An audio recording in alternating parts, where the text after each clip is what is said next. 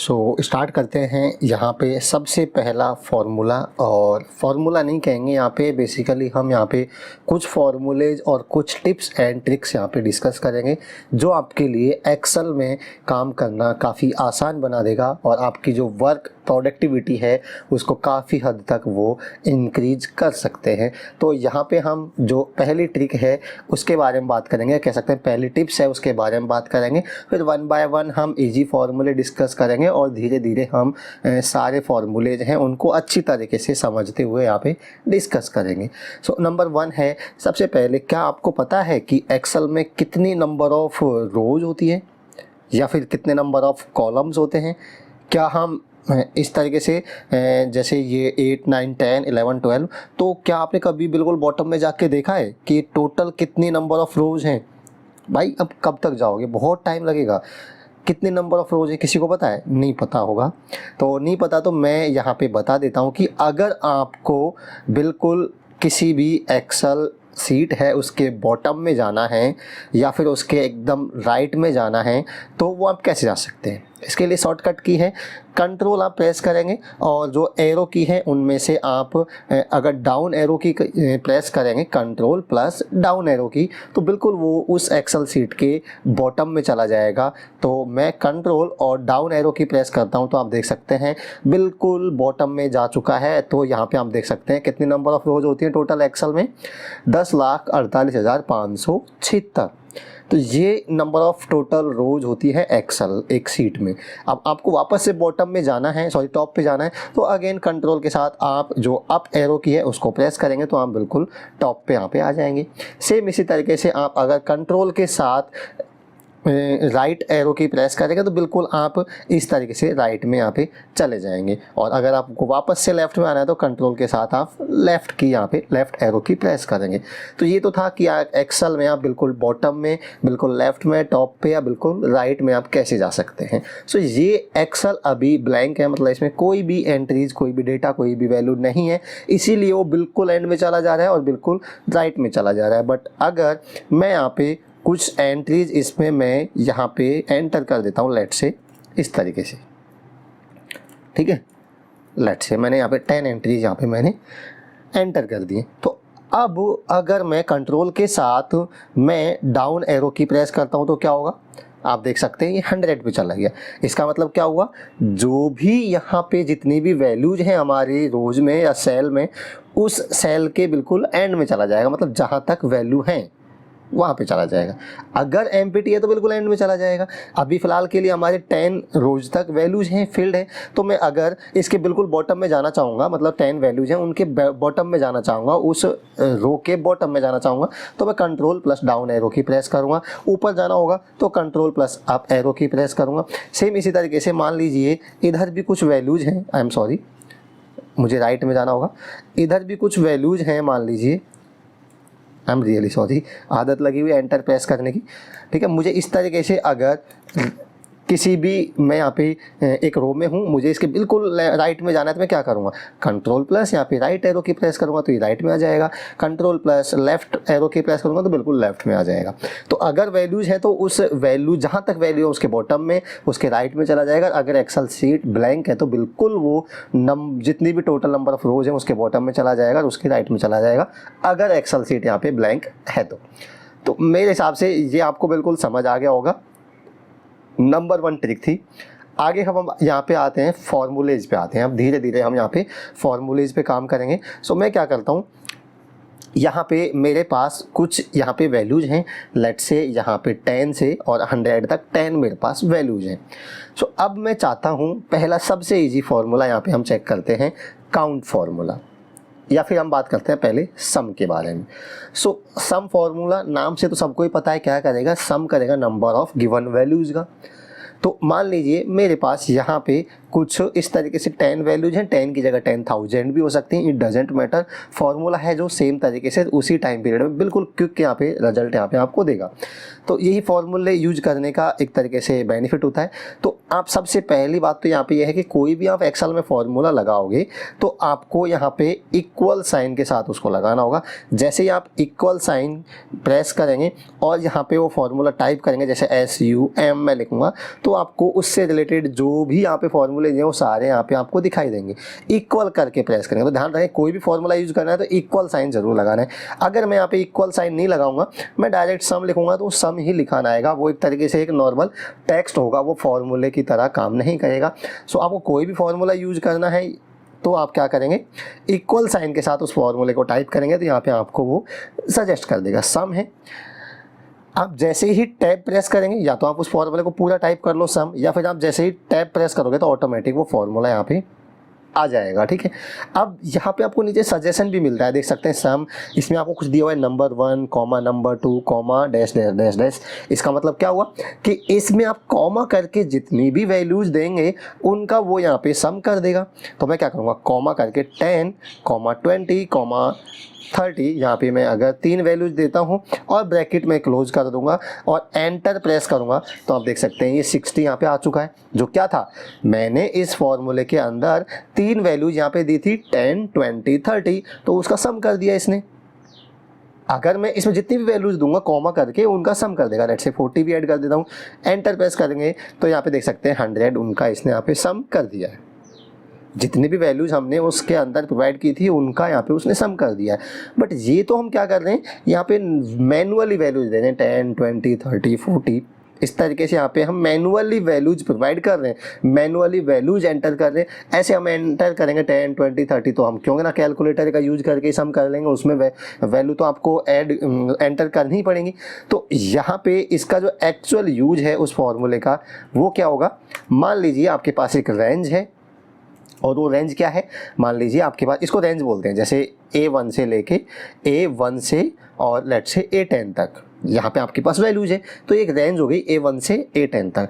तो मान लीजिए आपको इनका टोटल सम करना है, ठीक है, तो आप क्या करेंगे, इस सम नाम का जो फॉर्मूला था इसमें आप नंबर ऑफ वैल्यूज मतलब 1 बाय 1 वैल्यूज तो प्रोवाइड कर ही सकते हैं, बट इसमें आप एक रेंज भी यहाँ पे प्रोवाइड कर सकते हैं। तो रेंज कैसे प्रोवाइड करूँगा मैं, A1 से A10 तक का मुझे सम करना है तो मैं मैनुअली भी टाइप कर सकता हूँ A1 कॉलन A10, इस तरीके से यहाँ पे सेलेक्ट मैं टाइप करूँगा तो आप देख सकते हो ऑटोमेटिक वो सेलेक्ट भी हो चुका है वो रेंज। और मैं ब्रैकेट क्लोज करूँगा तो यहाँ पे एंटर प्रेस करूँगा तो ये इनका सम इसने कर दिया 550, जो भी है 550, तो इसका यहाँ पे इसने सम कर दिया है। तो बिल्कुल सिंपल है, वैल्यूज टाइप करने की ज़रूरत नहीं है हमें, इक्वल करके मैंने सम फॉर्मूला यहाँ पे लगाया और मैं इस तरीके से भी यहाँ पे सेलेक्ट कर सकता हूँ यहाँ पे, या फिर मैनुअली भी मैं रेंज यहाँ पे टाइप कर सकता हूँ और bracket close enter press, that's it. तो ये हो गया यहाँ पे सम फॉर्मूला। अभी कितने ही वैल्यू क्यों ना हो, 1 लाख वैल्यूज क्यों ना हो, ये उसी तरीके से बिल्कुल यहाँ पे बिल्कुल फास्ट यहाँ पे क्विक एकदम से काम करेगा। ठीक है, तो ये हो गया हमारे पास सम फॉर्मूला। ऑलराइट, सम के बाद हम बात करते हैं यहाँ पे काउंट फॉर्मूले की। ऑलराइट, तो मैं ये एक्सेल आपको प्रोवाइड भी कर दूंगा, इसलिए मैं क्या करता हूँ कि ये फॉर्मूला यहाँ पे मैं आपको इसमें फॉर्मूला लिखे रहने देता हूँ, कुछ भी यहाँ पे डिलीट नहीं करूँगा। तो मान लीजिए आपको सम करना है इस तरीके से, तो मैं यहाँ पे इस कॉलम में सम यहाँ पे करता हूँ। तो मुझे क्या सम करना है, सम, ये एक्सेल में आपको प्रोवाइड कर दूंगा, इसीलिए मैं क्या करता हूँ कुछ भी यहाँ पे डिलीट नहीं करूँगा, जो भी लिखूँगा जो भी टाइप करूँगा वो एज इट इज यहाँ पे रहेगा। तो इस तरीके से ये यहाँ पे ये सम हो चुका है। अब यहाँ पे मान लीजिए आपको अगर फॉर्मूला देखना है, देखिए इस कॉलम में इस सेल में कोई फॉर्मूला लगा हुआ है तब तो 550 ला रहा है, वो उनका सम कर रहा है। तो आप इस कॉलम पे जैसे ही यहाँ पे प्रेस करोगे मतलब उसको सेलेक्ट करोगे तो ऊपर ये फॉर्मूला बार होता है, इसको बोलते हैं फॉर्मूला बार। तो जो भी वैल्यूज जो भी फॉर्मूला उसमें होगा वो यहाँ पे आपको दिखाई देगा। तो इसमें तो 550 दिखाई दे रहा है आपको, बट इसमें कोई फॉर्मूला लगा होगा तभी तो 550 दिखाई दे रहा है। तो वो फॉर्मूला आप यहाँ पे चेक कर सकते हो। तो मैं बाद में इस एक्सेल को आपको प्रोवाइड करूँगा। तो मान लीजिए मैं आपको, आपने देखा 550 कहाँ से आ रहा है, उस फॉर्मूले को देखना चाहते हो तो इस पर क्लिक करोगे तो यहाँ पे आपको फॉर्मूला दिखाई देगा। ऑलराइट, तो अब ये यहाँ पे हम बात करते हैं काउंट फॉर्मूले की। एक होता है काउंट, ठीक है, काउंट फॉर्मूला क्या करेगा, नाम से ही पता चल रहा है काउंट, ये बेसिकली काउंट करता है नंबर ऑफ किसी भी एक रेंज में कितने नंबर्स हैं उनको काउंट करेगा। यहाँ पे 2-3 फॉर्मूले हैं, काउंट ए और काउंट ब्लैंक, तो तीनों का अलग अलग यहाँ पे यूज है, ध्यान से समझिएगा। पहला यहाँ पे बात कर रहे हैं काउंट के बारे में, सिंपल काउंट। तो काउंट फंक्शन क्या करेगा, फंक्शन लगाना है मुझे, मैं क्या करूँगा, इक्वल करके फंक्शन टाइप करूँगा काउंट। तो यहाँ पे आप देख सकते हैं पहला फंक्शन आ रहा है काउंट, यहाँ पे लिखा भी है, हिंट दे रहा है, counts the numbers of cell in a range that contains number. मतलब एक रेंज में नंबर, वो एक नंबर्स, टोटल नंबर काउंट करेगा जो रेंज में कितने नंबर्स, आई एम सॉरी मैं कंफ्यूज कर रहा हूँ आपको। एक रेंज है, ऐसे समझ लीजिए, एक रेंज है, उसमें वो नंबर्स को यहाँ पे काउंट करेगा। अब कोई भी रेंज है तो उसमें कुछ नंबर्स हो सकते हैं, कुछ उसमें टेक्स्ट भी हो सकता है, कुछ रेंज है जो ब्लैंक भी हो सकती हैं। सो ये काउंट क्या करेगा, यहाँ पे काउंट करेगा नंबर्स को, ओनली नंबर्स को काउंट करेगा। ब्लैंक सेल होगा या कोई कैरेक्टर होगा या कोई वर्ड होगा उसको काउंट नहीं करेगा। ये किसको काउंट करेगा, ये एक रेंज में नंबर्स को काउंट करेगा। तो इसको अच्छे से समझने के लिए मैं क्या करता हूँ, यहाँ पे मैं एक रेंज, यहाँ पे कुछ वैल्यूज में एंटर करता हूँ, लेट्स से 10, 20, 30, 40, 50, 60, X और लेट्स से Y। ठीक है, मैंने कुछ वैल्यूज हैं जो यहाँ पे टाइप की हुई हैं। ऑलराइट, ये एक रेंज है, इसमें कुछ नंबर्स हैं, कुछ कैरेक्टर हैं इसमें, और कुछ सेल है जो एम्प्टी सेल है, मतलब ब्लैंक है, क्योंकि तीनों फॉर्मूले को हमें समझना है, काउंट को, काउंट ए को और काउंट ब्लैंक को। तो सबसे पहला फॉर्मूला आता है count. Alright, so count formula क्या करेगा, मैं यहाँ पे फॉर्मूला लगा रहा हूँ काउंट। तो ये क्या करेगा, जो भी रेंज सेलेक्ट करेंगे उसमें नंबर्स को ये काउंट करके रिटर्न कर देगा। तो मैंने ये रेंज सेलेक्ट कर दी भाई, यहाँ से लेके यहाँ तक। ठीक है, अब मैनुअली भी टाइप कर सकते हैं, तो ये देख सकते हैं D5 से D13। ऑलराइट, और मैं एंटर प्रेस करूँगा तो ये क्या रिटर्न कर रहा है, 5 का मतलब क्या है, जो ये रेंज हमने सेलेक्ट की है या प्रोवाइड की है, इसमें नंबर्स कितने हैं देखिए, काउंट करते हैं, 1, 2, 3, 4 और 5 नंबर्स हैं, बाकी के तो कैरेक्टर है, कुछ ब्लैंक है। तो ये रिटर्न करेगा रेंज में नंबर्स को, जितने भी नंबर हैं उनको रिटर्न करेगा। तो ये 5 हो गया। मतलब अगर आपको किसी भी रेंज में नंबर्स काउंट करने हैं तो वो यहाँ पे आप काउंट फॉर्मूले को काम में लोगे। एक होता है काउंट ए। ऑलराइट, तो ये क्या करेगा, मैं फॉर्मूला लगाता हूँ अगेन, काउंट, आप देख सकते हैं नीचे आ रहा है काउंट ए, काउंटा भी बोलते हैं इसको, काउंट ए भी बोलेंगे, आप कैसे भी इसको बोल सकते हो, कोई फर्क यहाँ पे नहीं पड़ता है। तो ये क्या बोल रहा है, counts the number of cell in a range that are not empty. इसका मतलब क्या है, ये उन सेल्स को काउंट करेगा जो एम्प्टी नहीं है। एम्प्टी नहीं है इसका मतलब क्या है, उसमें कोई डिजिट भी हो सकता है, उसमें कोई कैरेक्टर भी हो सकता है, उसमें कोई वर्ड भी हो सकता है, बट वो एम्प्टी नहीं हो सकता। काउंट ए को इस तरीके से आप समझ सकते हैं, काउंट ऑल, मतलब कि ये ऑल मतलब सभी को काउंट करता है, बस ब्लैंक्स को छोड़ के, चाहे वो डिजिट हो चाहे वो कैरेक्टर हो, उसको फर्क नहीं पड़ता है। तो काउंट ए क्या करेगा, सेल्स को काउंट करेगा जिनमें कुछ वैल्यू है, इस तरीके से आप समझ सकते हो, चाहे वो डिजिट हो, चाहे वो कोई भी नंबर्स हो, चाहे वो कोई कैरेक्टर हो, बस ब्लैंक को ही छोड़ देगा। राइट, सो यहाँ पे देख सकते हैं, count the number of cell in a range that are not empty, मतलब जो एम्प्टी नहीं है, चाहे उसमें डिजिट हो, चाहे उसमें कैरेक्टर हो, वर्ड हो, व्हाटएवर, कोई भी वैल्यू हो, उनको काउंट कर देगा। तो चलिए इसको हम यहाँ पे यूज करते हैं, काउंट ए। तो काउंट ए मतलब कि काउंट ऑल, ऐसे भी समझ सकते हैं। सो रेंज मैंने यहाँ पे प्रोवाइड की है और मैं यहाँ पे ब्रैकेट क्लोज करूँगा और मैं एंटर प्रेस करूँगा, तो ये यहाँ पे 7 रिटर्न कर रहा है। तो आप देख सकते हैं जो ये रेंज है हमारे पास, इसमें कितनी वैल्यूज है टोटल, 1, 2, 3, 4, 5, 6, 7। तो जो रेंज है उसमें ब्लैंक सेल्स हैं उनको छोड़ के टोटल काउंट कर दिया है उसने। इसमें 7 वैल्यूज हैं, चाहे वो डिजिट हो चाहे वो कैरेक्टर हो, उससे फर्क नहीं पड़ता है, सबको काउंट कर देगा एक्सेप्ट ब्लैंक सेल, ब्लैंक को छोड़ के। ठीक है, काउंट ए आपको समझ आ गया। और थर्ड होता है यहाँ पे काउंट ब्लैंक। अब ये तो नाम से ही पता चल रहा है यार, काउंट ब्लैंक क्या करेगा, जो भी ब्लैंक सेल है उनको काउंट करेगा। सो चलिए इसको काम में ले लेते हैं। मैं क्या करूँगा, काउंट ब्लैंक यहाँ पे आ गया है, तो काउंट ब्लैंक मतलब क्या करेगा, जो भी एक रेंज देंगे आपको चेक करना है कि यार उस रेंज में कितने सेल्स हैं जो ब्लैंक है, एम्प्टी है, उसमें कोई भी वैल्यू नहीं है, तो वो आपको सेलेक्ट करनी है, तो काउंट करनी है। तो सिंपल आप रेंज प्रोवाइड करेंगे और काउंट ब्लैंक फॉर्मूले को यूज करेंगे, एंटर प्रेस करेंगे तो 2 यहाँ पे रिटर्न कर रहा है, क्योंकि हमने जो रेंज दी है उस रेंज में आप देख सकते हैं यहाँ पे सिर्फ और सिर्फ 2 ही सेल हैं जो एम्प्टी हैं। तो ये तीनों आप फॉर्मूला आप समझ आ गए होंगे मेरे हिसाब से। काउंट जो कि किसी भी रेंज में ओनली नंबर्स को काउंट करेगा, काउंट ए क्या करेगा, एम्प्टी सेल्स को छोड़ के सबको काउंट करेगा, चाहे उसमें नंबर हो, चाहे उसमें डिजिट हो, चाहे कोई कैरेक्टर हो। और काउंट ब्लैंक क्या करेगा, ब्लैंक सेल्स को काउंट करेगा किसी भी एक गिवन रेंज में। तो ये आपको यहाँ पे समझ आ गया। सम फॉर्मूला हमने देख लिया है, काउंट फॉर्मूला हमने देख लिया है, काउंट ए और काउंट ब्लैंक भी यहाँ पे देख लिया है। अब हम बात करते हैं यहाँ पे एवरेज की। ऑलराइट, तो सम यहाँ पे हमने ये नंबर्स हैं, इनका सम हमने यहाँ पे निकाल के देखा था सम फॉर्मूले की सहायता से। तो मैं इन्हीं को काम में लेके यहाँ पे क्या करता हूँ, एक एवरेज भी यहाँ पे काउंट कर लेता हूँ। तो एवरेज के लिए क्या फॉर्मूला होता है, यहाँ पे आप AVERAG जैसे टाइप करोगे तो यहाँ पे आ जाएगा एवरेज। और यहाँ पे देख सकते हो returns the average of its argument, मतलब इसमें जो भी वैल्यूज प्रोवाइड करोगे या जो भी रेंज प्रोवाइड करोगे उनमें हैं उनकी ये एवरेज उनका काउंट कर देगा। सो मैं एवरेज फार्मूले को काम में लूँगा और मैं यहाँ पे इसकी रेंज है जो प्रोवाइड करूँगा और मैं यहाँ पे ब्रैकेट क्लोज करूँगा और एंटर प्रेस करूँगा। तो देख सकते हैं आप यहाँ पे 55 ये रिटर्न कर रहा है। इसका मतलब क्या हुआ, जो ये 10, 20, 30, 40, 50, 60, 70, 80, 90 और जो 100 है, इन टोटल्स वैल्यूज़ का अगर आप एवरेज काउंट करोगे तो यहाँ पे ये 55 आएगा। वो आप देख भी सकते हैं। सम कितना है 550 एंड डिवाइडेड बाय 10 वैल्यूज हैं तो 55 यहाँ पे आ जाएगा। तो ये एवरेज यहाँ पे काउंट कर देगा। सो सम देखा, काउंट देखा, एवरेज देखा। एक होता है परसेंटेज, एक होता है परसेंटेज। सो परसेंटेज का आपको पता होगा कि एक्सेल में परसेंटेज नाम का कोई फॉर्मूला यहाँ पे नहीं होता है। सो चेक कर लेते हैं।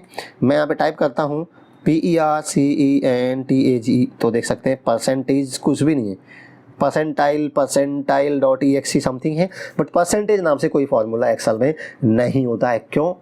क्योंकि हम जो ऑलरेडी फॉर्मूले दिए हुए हैं उनका यूज करके हम परसेंटेज कैलकुलेट कर सकते हैं।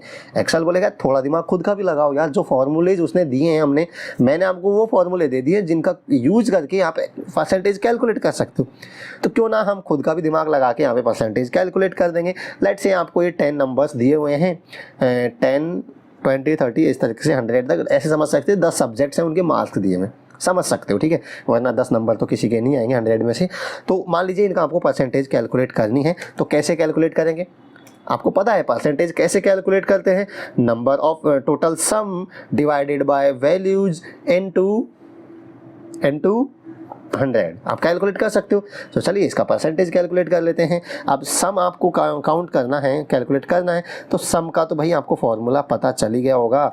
और सम मुझे कैलकुलेट करना है तो मैं क्या करूँगा, सम का फॉर्मूला मैंने लगा दिया यहाँ पे, सम डिवाइडेड बाय क्या करना है, डिवाइडेड बाय टोटल वैल्यूज, मतलब कितनी है 10 वैल्यूज हैं, मल्टीप्लाई बाय क्या करना है 100, एंटर प्रेस करेंगे।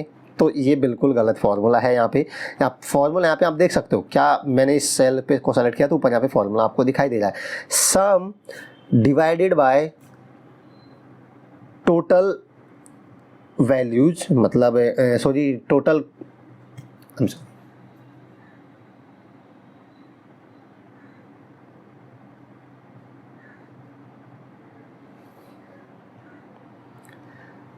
तो यहाँ पे हम क्या करेंगे, मान लीजिए आपको यहाँ पे परसेंटेज कैलकुलेट करना है। सो परसेंटेज कैलकुलेट करना है तो मैं क्या करता हूँ, यहाँ पे मैं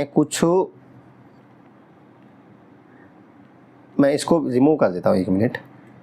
हाँ, तो नेक्स्ट फॉर्मूला आता है यहाँ पे परसेंटेज। तो आपको परसेंटेज अगर कैलकुलेट करना है तो मैं क्या करूँगा, यहाँ पे मान लीजिए सब्जेक्ट से यहाँ पे लिख दूंगा, let's say subject 1, subject 2, subject 3, इस तरीके से ले सकते हैं। और इनके नंबर्स यहाँ पे गिवन है, लेट्स सी जी, इसको 65, 75, 85 और लेट्स से 75, 3 सब्जेक्ट हैं, इनमें ये मार्क्स यहाँ पे गिवन हैं। तो आपको मान लीजिए कि किसी इस बंदे की परसेंटेज यहाँ पे कैलकुलेट करनी है। टोटल कितने हैं, टोटल मार्क्स कितने हो जाएंगे, मान लीजिए कि टोटल मार्क्स हमारे पास कितने हो जाएंगे, टोटल मार्क्स हैं पेपर यहाँ पे है 300 का, ठीक है। तो आपको यहाँ पे परसेंटेज कैलकुलेट करनी है। तो परसेंटेज कैसे कैलकुलेट करेंगे, यहाँ पे परसेंटेज कैसे कैलकुलेट करेंगे, तो यहाँ पे परसेंटेज कैलकुलेट करने के लिए मुझे क्या करना होगा, पहले तो सम करना होगा, उसके कितने नंबर्स हैं। परसेंटेज कैसे कैलकुलेट करते हो, कितने नंबर्स आपने ऑब्टेन किए डिवाइडेड बाय टोटल मार्क्स कितने हैं इनटू 100। सो कितने नंबर्स उसने ऑब्टेन किए, इनका सम यहाँ पे हमने निकाल लिया है, डिवाइडेड बाय टोटल नंबर्स कितने हैं 300 इनटू यहाँ पे 100 करोगे तो आप देख सकते हैं 75 इसकी परसेंटेज यहाँ पे आ चुकी है। सो इस तरीके से आप यहाँ पे परसेंटेज कैलकुलेट कर सकते हैं। परसेंटेज का फॉर्मूला क्या है, कितने मार्क्स आपने ऑब्टेन किए divided by total marks into 100। तो इस तरीके से आप परसेंटेज यहाँ पे कैलकुलेट कर सकते हैं। सो हमने सम देखा, काउंट देखा, एवरेज देखा, परसेंटेज यहाँ पे हमने देख लिया है।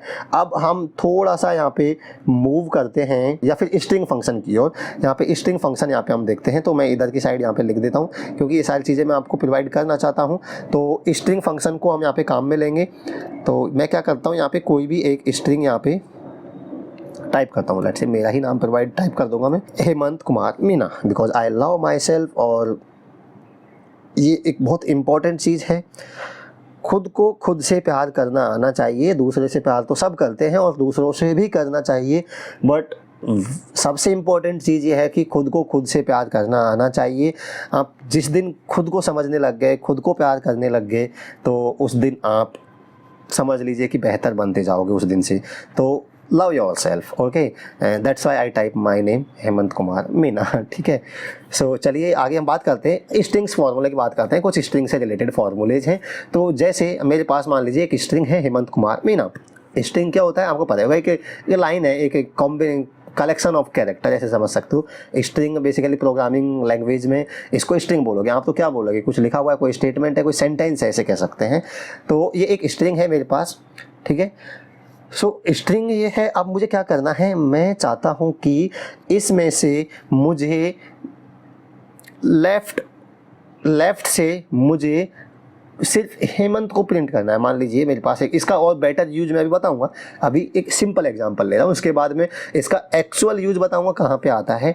तो मान लीजिए मेरे पास एक स्ट्रिंग है, तो आप चाहते हो कि मेरे को सिर्फ हेमंत को प्रिंट करना है इस स्ट्रिंग में से, बाकी को नहीं प्रिंट करना है। मतलब क्या हुआ, लेफ्ट से मुझे कितने कैरेक्टर्स हैं, 1 2 3 4 5 6 कैरेक्टर हैं, वो ही चाहिए मुझे, बाकी स्ट्रिंग से मतलब नहीं है।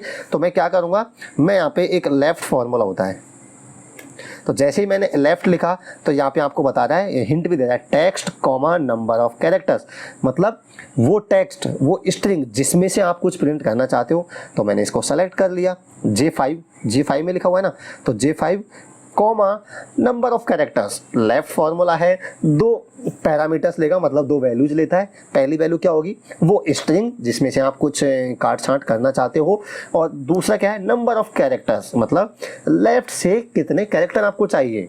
तो मुझे कितने कैरेक्टर चाहिए, मुझे मान लीजिए हेमंत के प्रिंट करना है, मान लीजिए। तो 1 2 3 4 5 6 और एक स्पेस 7 हो गया, एक के 8, स्पेस भी एक कैरेक्टर होता है, ध्यान रखें। तो 8 अगर मैं यहाँ पे टाइप करूँगा और मैं ब्रैकेट क्लोज करके एंटर प्रेस करूँगा, तो इसने क्या प्रिंट कर दिया, हेमंत के, मतलब लेफ्ट से 8 कैरेक्टर उसने प्रिंट कर दिए। 8 आप काउंट कर सकते हो इस स्ट्रिंग में, लेफ्ट से 1 2 3 4 5 6, एक स्पेस 7 और के 8। तो इस तरीके से लेफ़्ट का यहाँ पे यूज हो गया है। तो मैं यहाँ पे लिख भी देता हूँ कि ये एक लेफ़्ट फार्मूला हमने काम में लिया है, ताकि आप समझ सकें, ठीक है। इसी तरीके से होता है राइट फार्मूला। तो राइट क्या करेगा, राइट है जो सिंपल सी बात है, राइट से प्रिंट करेगा। तो ये बिल्कुल ईजी हो जाएगा, मैं राइट करूँगा और मुझे मान लीजिए सिर्फ मीना चाहिए, तो मैं क्या करूँगा, 1 2 3 4 5, राइट से इस स्ट्रिंग में J5 में मुझे 5 कैरेक्टर चाहिए, तो मैं 5 यहाँ पे टाइप करूँगा, एंटर प्रेस करूँगा, तो आप देख सकते हैं मीना, मतलब कि लेफ्ट से 5 कैरेक्टर्स यहाँ पे इसने प्रिंट कर दिया है यहाँ पे। ऑलराइट, तो ये हो गया लेफ्ट, राइट। एक होता है मिड, इसी तरीके से मिड भी होता है, मिडिल, ठीक है। लेफ्ट, राइट और मिड। मिड का मतलब क्या हुआ कि बीच में से यहाँ पे प्रिंट करेगा। तो जैसे मैं मान लीजिए मैं क्या करता हूँ, यहाँ पे फॉर्मूले को काम में लूँगा, मिड नाम का फॉर्मूला है भाई, और इसमें क्या करना है, स्ट्रिंग, पहला कैरेक्टर पैरामीटर क्या हो जाएगा, स्ट्रिंग जिसमें आपको काट छांट करनी है, और कहाँ से आपको मिड फॉर्मूला बेसिकली क्या करेगा, ये आपको बोलेगा कि लेफ्ट से और राइट से, तो लेफ्ट राइट को आप यूज़ कर सकते हो, बट आपको बीच में से कोई कैरेक्टर चाहिए, बीच में से स्ट्रिंग का कोई पार्ट चाहिए, तो आप कैसे करोगे, मिड फॉर्मूले को काम में लोगे। मिड इस क्या करेगा, पहला पैरामीटर तो गया वो स्ट्रिंग मतलब वो वैल्यू J5 जिसमें वो स्ट्रिंग है, कॉमा ये बोलेगा भाई कहाँ से स्टार्ट करना है आपको, बीच में से कोई वैल्यू स्टार्ट करना है, कहाँ से स्टार्ट करना है।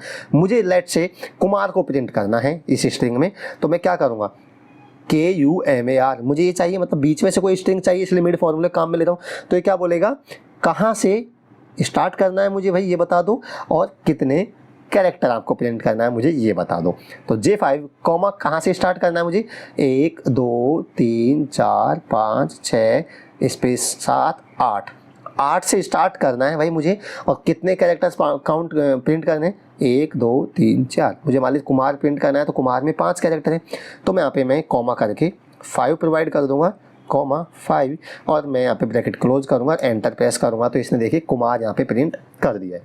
कैसे किया है पता ही होगा आपको कैसे किया, मिड फॉर्मूला, मतलब कि बीच में से आपको कोई वैल्यू चाहिए, उस स्ट्रिंग का कोई पार्ट चाहिए, तो आप क्या करोगे, मिड फॉर्मूले काम में लोगे। मिड फॉर्मूला 3 पैरामीटर लेता है। नंबर 1 मैं यहाँ पे दिखा देता हूँ आपको, देख सकते हैं, नंबर 1 J5 मतलब कि वो स्ट्रिंग जिसमें काट साट करनी है, कॉमा भाई कहाँ से स्टार्ट करना है मुझे ये बता दीजिए। तो सेकंड पैरामीटर हो जाएगा कहाँ से स्टार्ट करना है, तो मुझे कैरेक्टर काउंट करेंगे 1 2 3 4 5 6 8, मतलब K से स्टार्ट करना है, मतलब 8वें कैरेक्टर से स्टार्ट करना है, कॉमा कितने कैरेक्टर प्रिंट करने हैं, 5 कैरेक्टर प्रिंट करने, तो मैं 5 प्रोवाइड करूँगा, एंटर प्रेस करूँगा, तो यहाँ पे कुमार प्रिंट कर देगा। सो ये थे यहाँ पे स्ट्रिंग से रिलेटेड कुछ फंक्शंस जो हमने देखा, लेफ्ट राइट मिड, और एक और है बट उसको भी देख लेते हैं, फिर मैं आपको बताऊंगा कि इसका एक्चुअल यूज यहाँ पे क्या होता है, वो और देख लीजिए। एक लेन होता है, लेन फंक्शन, जो बेसिकली क्या करता है, लेंथ फंक्शन को काम में, लेंथ फंक्शन बेसिकली क्या करता है, स्ट्रिंग की लेंथ काउंट करता है कि उसमें कितनी उसकी लेंथ है, कितने नंबर ऑफ कैरेक्टर्स हैं उसमें। मान लीजिए मेरा नाम है हेमंत कुमार मीना, तो मैं इसकी लेंथ है वो काउंट करना चाहूँगा, तो मैं सिंपल LEN फंक्शन को यूज में लूँगा, और वो स्ट्रिंग है जो मैंने प्रोवाइड कर दी जिसकी लेंथ मुझे यहाँ पे काउंट करनी है या प्रिंट करनी है, तो एंटर प्रेस करूँगा, तो ये 18 यहाँ पे प्रिंट कर देगा। तो आप इस ये जो मेरा पूरा नेम है हेमंत कुमार मीना, इसमें 18 कैरेक्टर्स हैं विद स्पेस, ध्यान रखें स्पेस को भी काउंट करता है, स्पेस भी एक कैरेक्टर है अपने आप में, तो 18 इसकी लेंथ हो जाएगी। तो लेफ्ट राइट मिड आपको समझ आएगा, लेंथ तो बिल्कुल ईजी है, किसी भी स्ट्रिंग की आपको लेंथ काउंट करनी है तो लेंथ फॉर्मूले को काम में ले सकते हैं। तो यहाँ पे हमने अभी देख लिया है कि लेफ़्ट राइट और मिड और लेंथ नाम का जो फंक्शन है, जो कि स्ट्रिंग से रिलेटेड फंक्शंस हैं, वो हमने सारे यहाँ पे देख लिए हैं। अब हम बात करते हैं यहाँ पे कुछ और टिप्स के बारे में, टिप्स या ट्रिक्स कहेंगे उसको, क्योंकि वो फॉर्मूला भी है बेसिकली वो। जैसे मान लीजिए आपको यहाँ पे कोई बोलेगा कि यार आज क्या डेट है, आज का यहाँ पे हो सकता है कि आपको ऐसा चाहिए हो कि रियल टाइम पे कोई डेट चाहिए हो जो रियल टाइम पे यहाँ पे चेंज हो रही हो। जैसे आप मान लीजिए कि आपको कोई भी आप एक्सेल में काम कर रहे हो तो आप चाहिए कि यहाँ पे आपको डेट चाहिए, तो आप मैनुअली डेट लिखोगे। मान लो मैंने यहाँ पे लिखा कि 06/06 आज की डेट है, ये ऐसे मैंने टाइप किया, ठीक है। तो ये ऐसा क्यों आ गया है, इसका रीज़न मैं आपको बताता हूँ।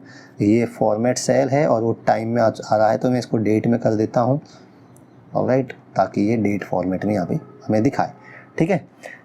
सो यहाँ पे ये डेट लिखी हुई है। तो अब आपको मैंने ये एक्सेल सेव कर दी और मैंने अगले दिन जाके मैंने एक्सेल को ओपन किया, तो आज के दिन तो डेट चेंज हो गई, डेट यहाँ पे 7 होनी चाहिए, बट ये स्टिल आपको 6 ही दिखाएगा, क्योंकि ये आपने एक डेट टाइप की हुई है, तो वो डेट वो फिक्स रहेगी।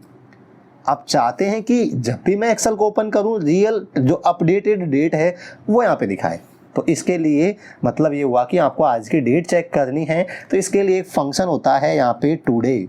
तो टुडे फंक्शन आप यहाँ पे टुडे यूज़ करोगे, सिंपल है, एंटर प्रेस करोगे तो यहाँ पे आपको डेट बता देगा 06/06 और 2022 जो कि आज की डेट है। तो अब मैं इसको सेव कर दूंगा और मैं इसको एक्सेल को अगर कल ओपन करूंगा तो ये ऑटोमेटिक डेट यहाँ पे अपडेट हो जाएगी, 7 दिखाएगा। तो ये है डेट, मतलब रियल टाइम पे अपडेट उसमें होता रहेगा। तो इसके लिए कौन सा फंक्शन यूज़ करोगे डेट के लिए, आप टुडे फंक्शन यूज़ करोगे। यहाँ पे मैं लिख भी देता हूँ आपको, टुडे फंक्शन आपने काम में लिया है। इसी तरीके से आपको मान लीजिए एक फंक्शन होता है यहाँ पे, इसको तो मैं रिमूव ही कर देता हूँ। एक फंक्शन होता है यहाँ पे टाइम, मान लीजिए आपको टाइम चेक करना है, तो यहाँ पे क्या करोगे, टाइम नहीं सॉरी, एक फंक्शन होता है नाउ। नाउ फंक्शन होता है। अभी क्या करेगा मैं भी आपको बताता हूँ। नाउ फंक्शन है और इसको आप एंटर प्रेस करोगे तो यहाँ पे इसने क्या किया, डेट यहाँ पे इसने दिया है। अब डेट क्यों दिया है, इसका बेसिकली फॉर्मेट है वो यहाँ पे डेट हो रखा है, बट मैं इसको यहाँ पे अगर जर्नल कर देता हूँ और एंटर प्रेस करूँगा तो ये यहाँ पे, एक मिनट मैं आपको बताता हूँ ये क्या होता है। बेसिकली मैं आपको कन्फ्यूज नहीं करना चाह रहा। कस्टम, एक मिनट,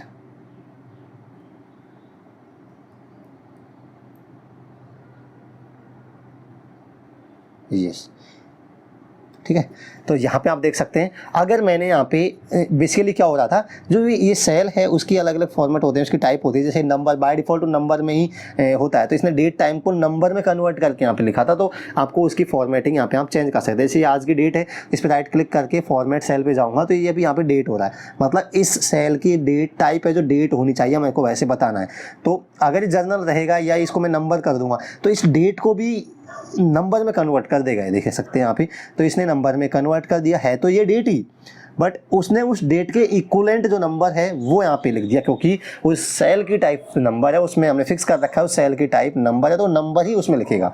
तो हम इस चाहते हैं कि इसमें डेट लिखें, तो हम इसका क्या करेंगे, फॉर्मेट सेल करके इसकी टाइप है वो यहाँ पे डेट कर देंगे, और डेट के फॉर्मेट भी दिए होते हैं वो आप सेलेक्ट कर सकते हो अपने हिसाब से, और इस तरीके से करोगे तो डेट यहाँ पे दिखाई देगा। तो इसीलिए यहाँ पे वो नंबर आ रहा था, तो मैंने इसका फॉर्मेट है वो जाके चेंज किया। तो यहाँ पे कस्टम में जाके DDMMYYHHMM ये मैंने बता दिया कि इसको डेट और टाइम इस फॉर्मेट में देना है, तो वो उसको उस फॉर्मेट में यहाँ पे लिख देगा। तो ये क्या करता है बेसिकली, नाउ फंक्शन क्या करता है, ये डेट तो बताता ही है बट उसके साथ में टाइम भी बताता है। नाउ आप खुद से समझ सकते हो, टुडे का मतलब क्या, कोई बोलेगा टुडे मतलब आज क्या डेट है, तो सिर्फ ये डेट बताएगा। बट नाउ मतलब कि राइट नाउ, अभी क्या टाइम, अभी क्या डेट और टाइम क्या है, बेसिकली दोनों को इंक्लूड करेगा। मैं कैसे आपको समझाऊं, नाउ फंक्शन है तो डेट एंड टाइम दोनों को बताएगा। नाउ मतलब कि अभी क्या है, अभी क्या डेट है प्लस क्या टाइम है, तो डेट एंड टाइम दोनों को बताता है नाउ फंक्शन। तो आपको डेट, अभी रियल टाइम पे आप थोड़ी देर भी वेट करोगे, इसको सेव करोगे तो देख सकते हैं अभी 16:21 मतलब कि 4:21 हो जाए, थोड़ी देर बाद ही 4:22 हो जाएगा। इसको आप चेक करोगे तो रियल टाइम पे यहाँ पे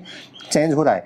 ऑलराइट, तो ये हो गया यहाँ पे नाउ फंक्शन हो गया, टुडे फंक्शन हो गया। अब ये काम कैसे आता है, अब एक देखिए, मुझे आपको मान लीजिए कि कोई पर्सन है, उसकी ये काम, इसका यूज मैं बता रहा हूँ आपको कैसे काम आएगा।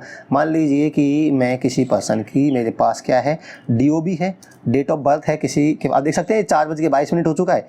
जैसे मैंने इसको रिफ्रेश किया एक्सेल को तो ये 4:22 हो चुका है। ऑलराइट, तो ये रियल टाइम पे अपडेट हो रहा है।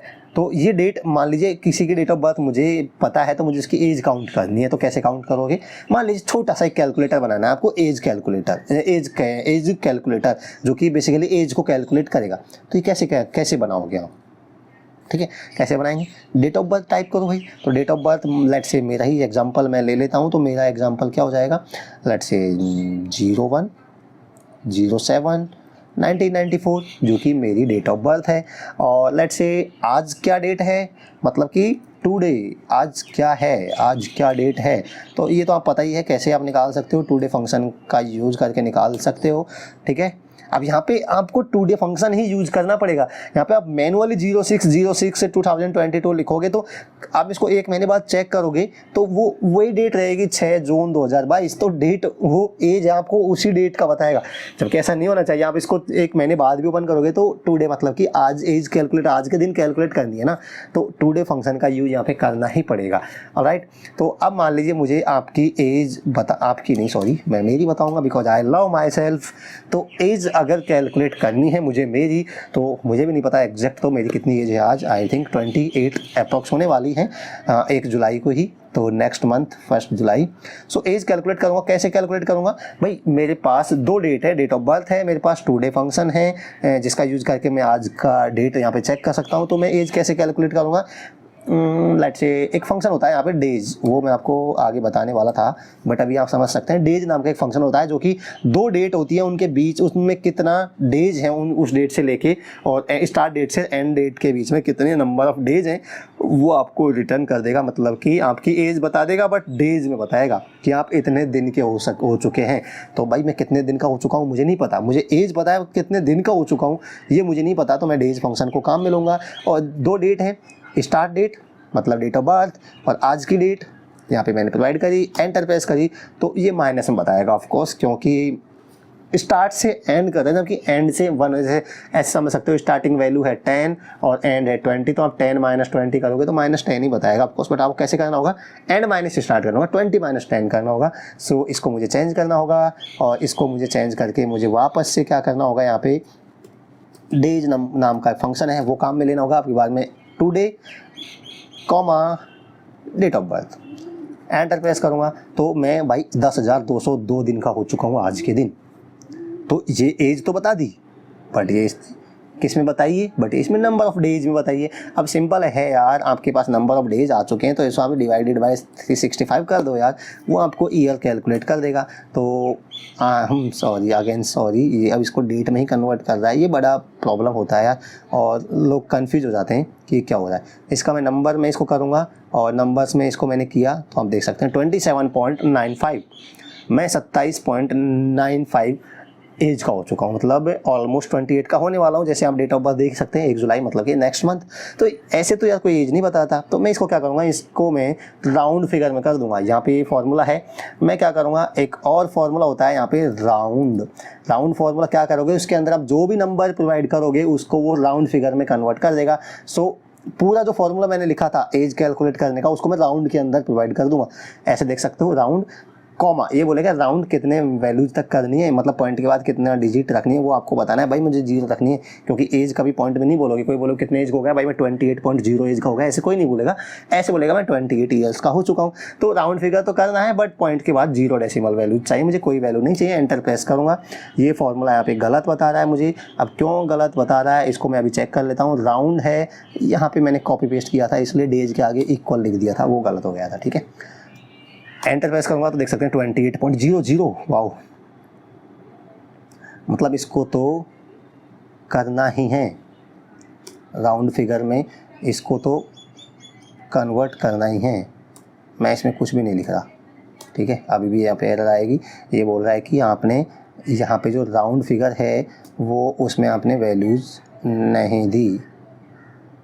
तो मैं क्या करूँगा, 0 मुझे चाहिए।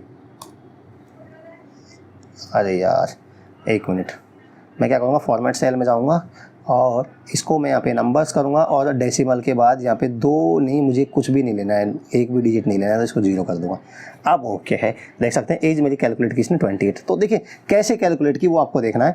पहले डेज में निकाल, इसमें 3 फॉर्मूले काम में हो रहे हैं। डेज, नंबर ऑफ डेज बता दिए, डिवाइडेड बाय 365 कर दिया, एज बता दी। अब उसको मैं राउंड फिगर में करना पड़ेगा, क्योंकि 27.95 बता रहा था, जो कि अच्छा नहीं लगता है। मेरे से कोई एज पूछेगा तो मैं यही बोलूँगा कि मैं 28 का हो गया हूँ, जबकि एग्जैक्ट 28 का नहीं हुआ हूँ, बट मैं ऐसे ही बोलूँगा। मैं ऐसे ही नहीं बोलूँगा कि 28.00 एज का हो चुका हूँ, ईयर का हो चुका हूँ, 28 बोलूँगा। तो अब ये यहाँ पे बेसिकली एज कैलकुलेटर बन चुका है, बिल्कुल सिंपल है।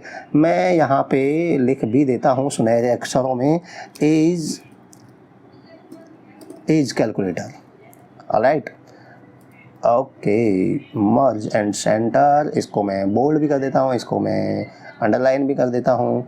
और कुछ करना चाहते हो कर सकते हो मेरे भाई, कुछ भी कर सकते हो आप चाहो जो यार।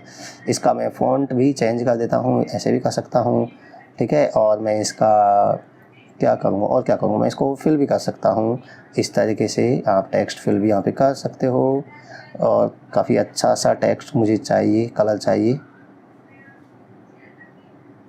ठीक है, कुछ भी यार, मतलब ऐसे आप इसको बना सकते हो। और इसमें भी कलर आप लिख सकते हो, जो भी आप कलर चाहो वो अप्लाई कर सकते हो। But I am not going to do it right now because I don't want to waste your time, but ये स्टिल मैं कर सकता हूँ बिकॉज ये ज़्यादा टाइम नहीं लेगा, ठीक है। तो ये एज कैलकुलेटर हमने यहाँ पे बनाया सिंपल सा। आपको पता है कि अब देखिए, आप किसी भी आपकी खुद की एज यहाँ पे आप कैलकुलेट करना चाहते हो तो भाई आपको क्या करना है, आपको कुछ नहीं करना, बस ऐसे। अभी ये कुछ भी बताएगा, इससे मैटर नहीं करना आपको, क्योंकि हमने एग्जैक्ट नहीं बनाया है, सिंपल सा कैलकुलेटर बनाया है। तो मुझे डेट ऑफ बर्थ आप किसी की निकालनी है तो वो यहाँ पे आप टाइप करोगे। लेट्स से मैं एक date of birth count enter करता हूँ, इसमें जो हो जाएगी लेट्स से जी 15/7 नहीं 15/8 1995, एंटर प्रेस करूँगा, ये आपको 27 यहाँ पे बताएगा। तो ये सही एज कैलकुलेट किए। अगेन मैं एक एज यहाँ पे और एंटर करता हूँ, लेट्स से 15/8 और 1997। वाओ 25 ये भी बता रहा है। तो मतलब ये परफेक्ट है, ये बढ़िया काम कर रहा है, तो आप भी आपकी एज यहाँ पे चेक कर सकते हो। तो ये एज कैलकुलेटर हमने यहाँ पे देख लिया, जो कि बेसिकली हमने नाउ और टुडे फंक्शन को यहाँ पे समझा था, उसके साथ में हमने एज निकालना भी यहाँ पे देख लिया, एज कैलकुलेटर भी यहाँ पे देख लिया है। अब ये सारा मैं लिखा हुआ रख रहा हूँ बिकॉज मैं आपको ये सारा देना चाहता हूँ एक्सेल, इसलिए मैंने ऐसा कर रहा हूँ, ठीक है, कर रहा हूँ। Wow what a pure Hindi. So अब यहाँ पे एक और आता है नेटवर्क डेज। अभी हमने नंबर ऑफ डेज निकालना तो चेक कर लिया है, आपको 2 डेट है उनके बीच में, अब हम उसको भूल जाइए एज कैलकुलेट करना। आपको मान लीजिए कि यहाँ पे स्टार्ट डेट है एक, ठीक है, और एक होता है यहाँ पे लेट्स से एंड डेट है, ठीक है। तो इस तरीके से कुछ है, मान लीजिए आपके पास 2 है, एक है स्टार्ट डेट, 2 डेट है आपके पास, एक है एंड डेट और एक है स्टार्ट डेट, ठीक है। तो मान लीजिए मैं स्टार्ट डेट यहाँ पे कुछ भी लिख देता हूँ, आज मैं लिखता हूँ यहाँ पे 01/06/22 मतलब 1 जून 2022, ठीक है। और एक आज की डेट यहाँ पे लिखता हूँ लेट्स से 06,06, ठीक है, एंड डेट हो गई, मतलब आज की डेट हो गई, और ये 1 जून और ये 6 जून। अब मुझे क्या करना है, मुझे नंबर ऑफ डेज चाहिए, तो वो तो मैं नहीं बताऊंगा, वो आप बताओगे बिकॉज मैं आपको बता चुका हूँ। तो नंबर ऑफ डेज मुझे काउंट करने हैं, तो सिंपल है, डेज फंक्शन को काम में लोगे, start date comma end date, और फिर से मैंने गलती करी है, माइनस में देगा क्योंकि हमको एंड डेट पहले लेना होता है, ठीक है। सो मैं क्या करूँगा, इस तरीके से डेज फॉर्मूला काम में लूँगा, end date comma start date, और ये आपको 5 यहाँ पे काउंट कर देगा क्योंकि 1 जून से 6 जून के लेके बीच में 5 दिन ही होते हैं।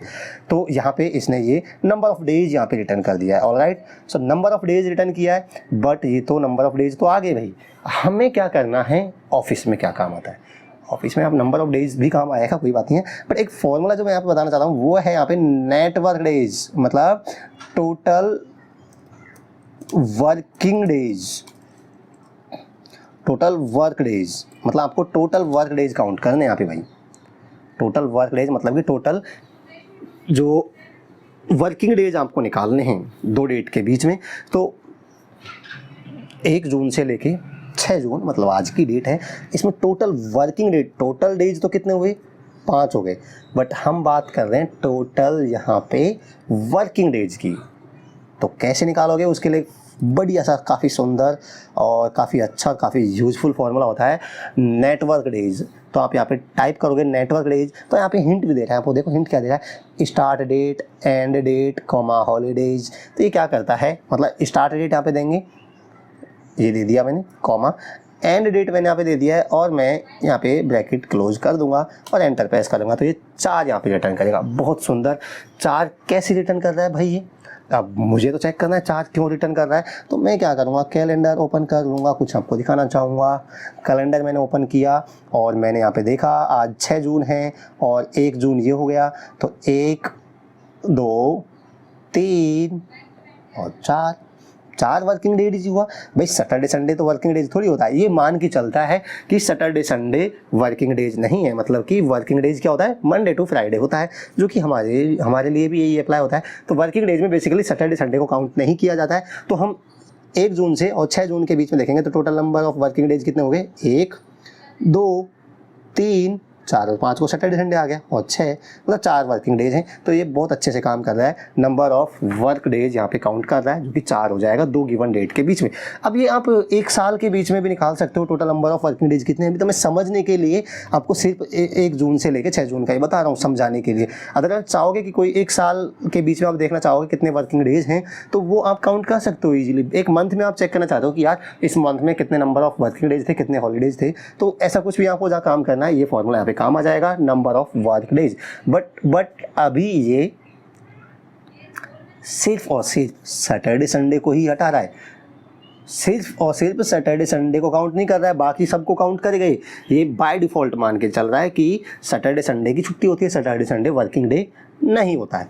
बट छुट्टियां तो और भी आ सकती है, काफ़ी और हॉलीडेज आ सकते हैं, तो वो भी वर्किंग डेज में काउंट नहीं होगा। तो वो इसको नहीं पता भाई कि आपकी कौन कौन सी हॉलीडेज है, मुझे नहीं पता।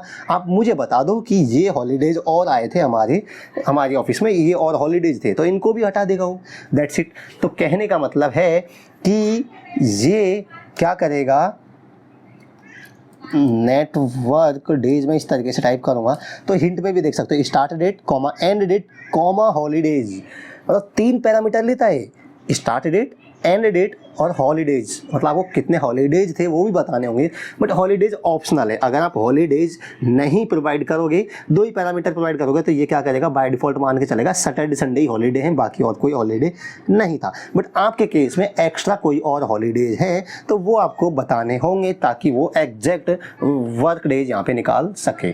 तो मैं ये मान के चल रहा हूँ, मैं इसको यहाँ पे कर देता हूँ 7, ठीक है। अब चलो मैं कुछ नहीं कर रहा, ऐसे रहने देता हूँ, अदरवाइज आप कंफ्यूज हो जाओगे, ठीक है। अब मुझे क्या करना है, यहाँ पे मुझे एग्जैक्ट वर्क डेज निकालने हैं। सैटरडे संडे के अलावा कोई और छुट्टी है, मान लीजिए 1 जून से लेकर 6 जून तक 4 वर्क डेज हैं, बिकॉज 2 ही सैटरडे संडे पड़े हैं। बट मेरे केस में यार ऐसा भी है कि यहाँ पे कि नहीं यार, मैं तो इसको 7 करूँगा, मेरा दिल नहीं मानता, मेरे को इसको 7 करना ही है, मतलब मैं कल तक की डेट मान के चल रहा हूँ, आज 6 है कल 7, तो मेरा दिल नहीं मान रहा। अब टोटल वर्क डेज कितने हो गए, 6 हो गए, क्योंकि कल तक का हम काउंट करके चल रहे हैं। तो मैं इसमें मुझे लगा कि यार 1 जून से लेके 7 जून तक 6 वर्क डेज हैं, कोई प्रॉब्लम नहीं है।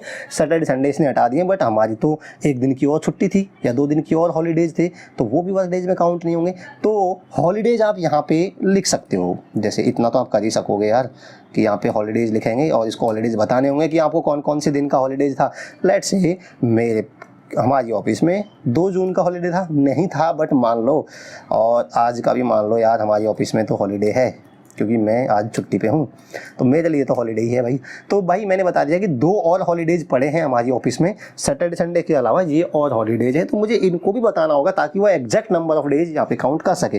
तो अब यहाँ पे देखिए, अगर मैंने यहाँ पे लिखा नेटवर्क डेज और मैंने आपको बताया कि यहाँ पे end date comma start date करोगे और 2 ही पैरामीटर दोगे, बस हॉलीडेज नहीं प्रोवाइड कर रहे तो by default Saturday Sunday holidays मानेगा।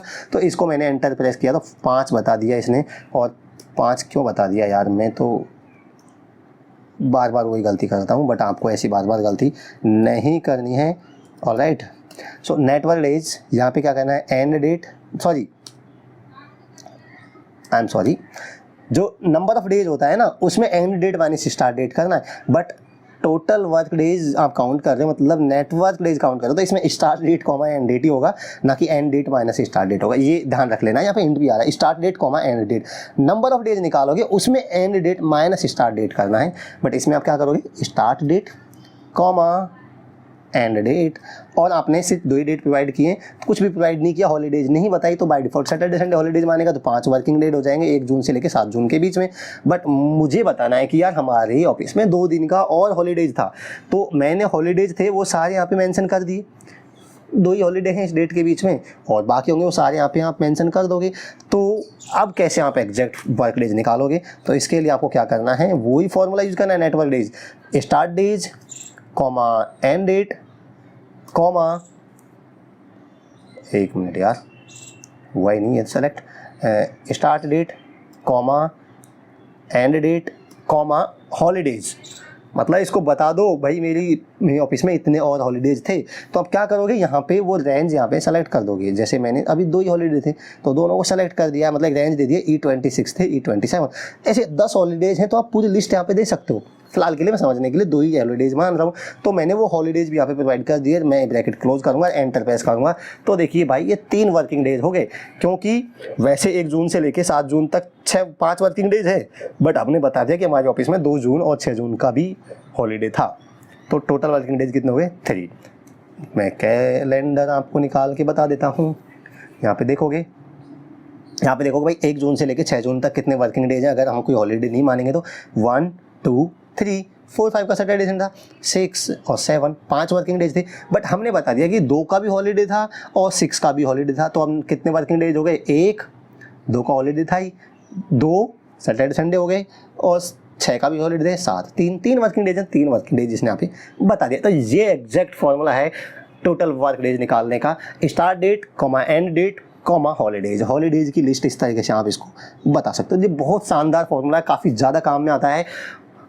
टोटल वर्क डेज काउंट करने का। मान लीजिए आप देखना चाहते हो कि यार एक महीने में वर्किंग डेज कितने थे, तो आप क्या करोगे, सिंपल सा है, वो एक मंथ की स्टार्ट डेट और एंड डेट यहाँ पे टाइप कर दोगे, और कोई हॉलीडेज थे तो अलग से हॉलीडेज यहाँ पे बता दोगे, गिने चुने हॉलीडेज होते हैं, नहीं होते हैं तो कुछ ही मत करो, सैटरडे संडे को हटा देगा, बिल्कुल विद इन सेकेंड से आपको टोटल वर्क डेज निकाल देगा।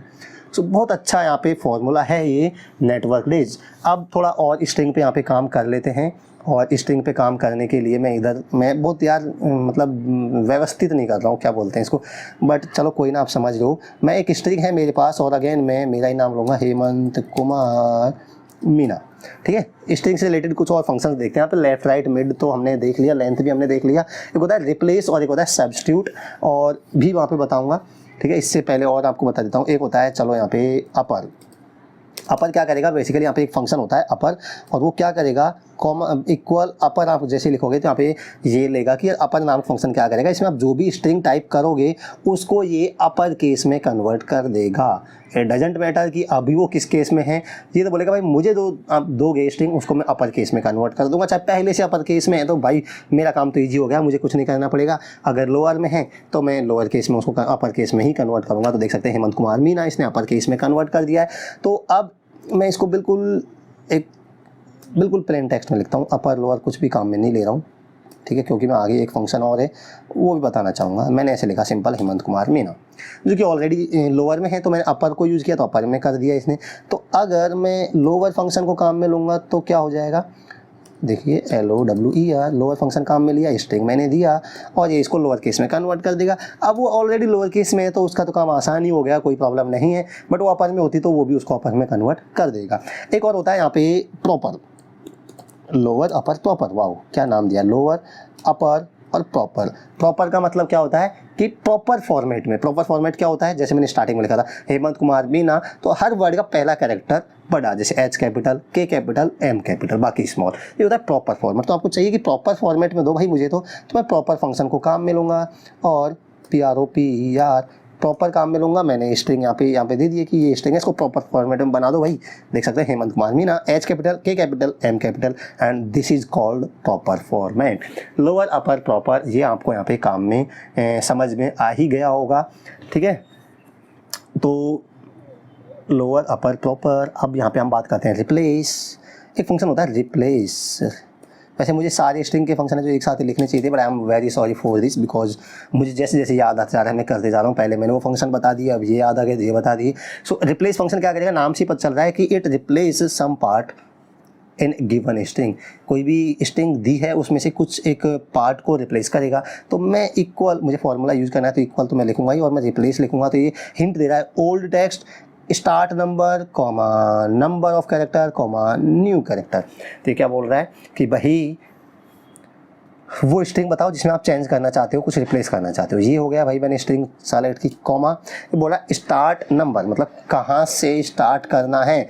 तो मान लीजिए मैं कुमार की जगह मैं शर्मा करना चाहता हूँ, हेमंत शर्मा मीना, अजीब सा नाम बनाना चाहता हूँ, तो मैं कुमार को रिप्लेस करना चाहता हूँ किससे, शर्मा से। तो स्टार्ट नंबर क्या हो गया, मतलब कहाँ से स्टार्ट करना है। तो देखिए 1 2 3 4 5 6 एक स्पेस 7 8 से मुझे स्टार्ट करना है, मतलब के से मुझे स्टार्ट करना है, और के से मुझे स्टार्ट करना है। तो मैं क्या करूँगा, 8 यहाँ पे लिखूँगा।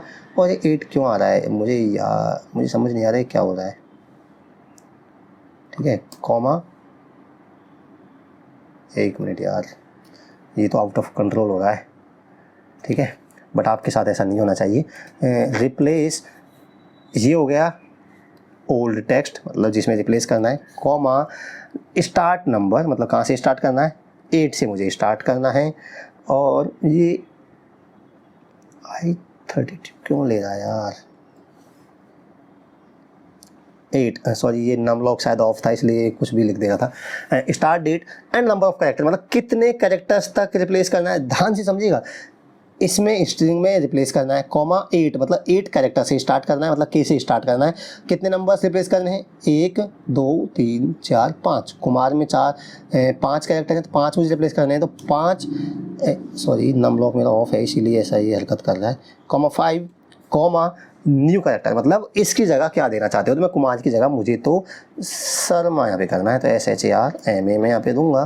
तो पहले तो मैं एंटर प्रेस करूँ उससे पहले इस फॉर्मूले को आप अच्छे से समझ लीजिएगा। रिप्लेस फॉर्मूला क्या करेगा, रिप्लेस ये 4 पैरामीटर ले रहा है। पहला तो जिस स्ट्रिंग में आपको रिप्लेस करना है, रिप्लेसमेंट करना है, वो यहाँ पे सेलेक्ट की, जो कि यहाँ पे H25 कॉमा स्टार्ट, कहाँ से रिप्लेस करना है, स्टार्ट करना है, तो मैंने 8 दिया, मुझे K से रिप्लेस करना है मान लीजिए, तो 8 कैरेक्टर्स हो गए।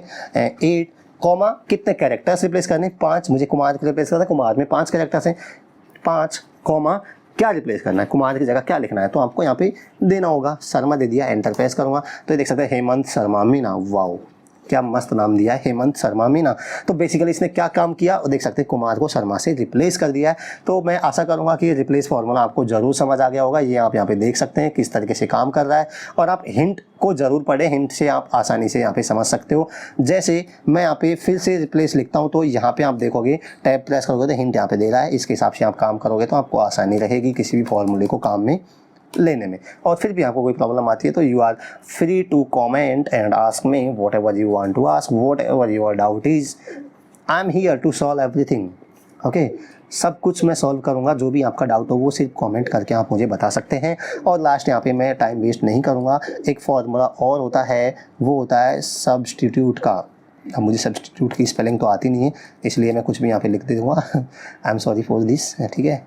बेसिकली सब्स्टिट्यूट यहाँ पे क्या हुआ, ये भी एक रिप्लेस के जैसा ही है, हमें कुछ रिप्लेस करना है, मतलब कि कोई भी एक कैरेक्टर, कोई भी एक स्ट्रिंग का पार्ट है, उसका सब्स्टिट्यूट हमें यहाँ पे देना है।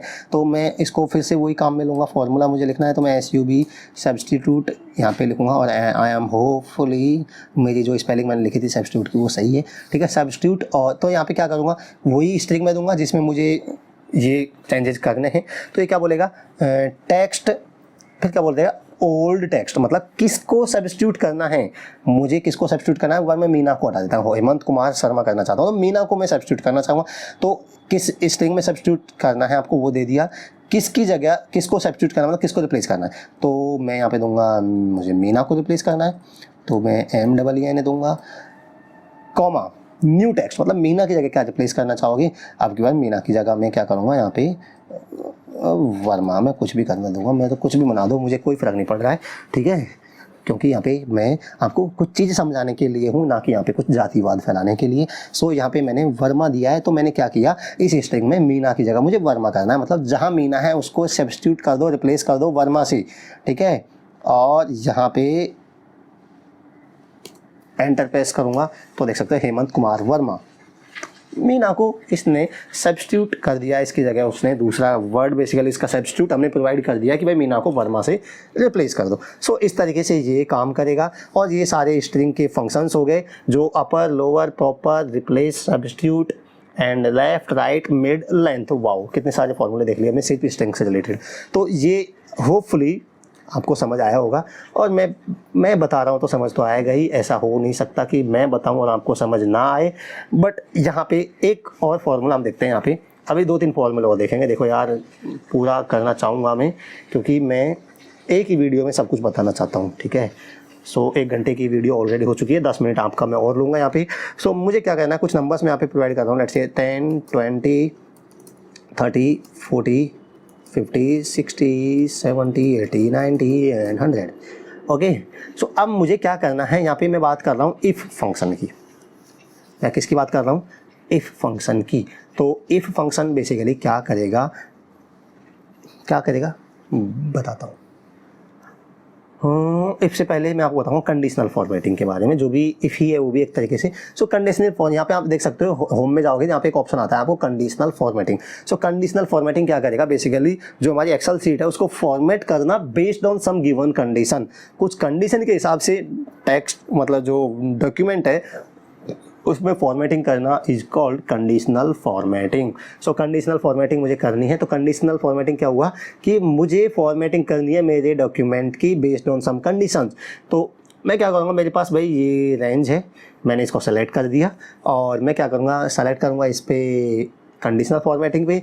यहाँ पे बहुत सारे ऑप्शन आपको दिए गए, बट मैं सिर्फ आपको 1-2 ऑप्शन ही बताऊँगा जो काम का है। हाईलाइट सेल्स रूल, अभी आपको कुछ रूल्स गिवन हैं और मैं टाइम मिलेगा तो बाकी और वो बनाऊंगा, बट अभी के लिए सिर्फ इसी को बताऊंगा, हाईलाइट सेल रूल्स।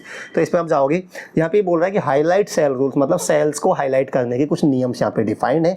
तो एक है ग्रेटर देन, मतलब आप कोई भी एक वैल्यू से ग्रेटर देन वाली वैल्यू वाले सेल है उनको हाईलाइट करना चाहते हो, या फिर लेस देन, बिटवीन, इक्वल, ये आपको 4 ऑप्शंस हैं, ये आप देख सकते हो। तो मैं चाहता हूँ ग्रेटर देन पे मैंने ओके किया, तो ये आपको बता रहा है कि आप कोई भी एक भाई मुझे वैल्यू दे दो कि इससे ग्रेटर देन वाली वैल्यूज हैं उनको हाईलाइट कर दूंगा मैं, तो क्योंकि हम हाईलाइट रूल्स के बारे में बात कर रहे हैं। सो मैंने यहाँ पे प्रोवाइड किया लेट से 30 और मैंने ओके कर दिया। तो इसमें देखो भाई हाईलाइट कर दिया, 30 से ग्रेटर देन जो भी वैल्यूज हैं उनको हाईलाइट कर दिया। मैं चाहता हूँ कि यार ग्रेटर देन को नहीं, मैं तो लेस देन वाला रूल काम में लूँगा, तो यहाँ पे लेस देन भी आपको दे देगा।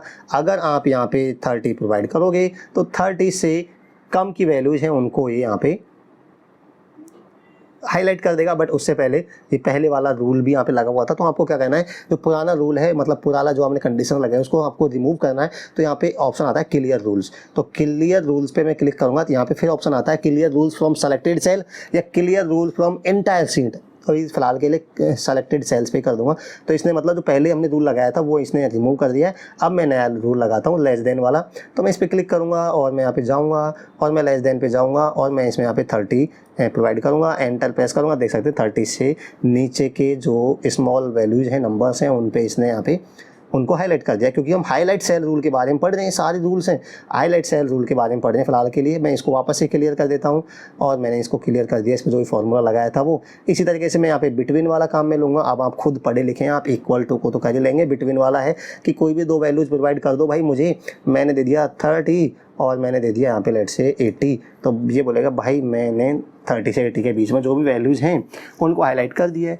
तो आप बोलोगे मुझे रेड पसंद नहीं है, आई हेट रेड कलर्स।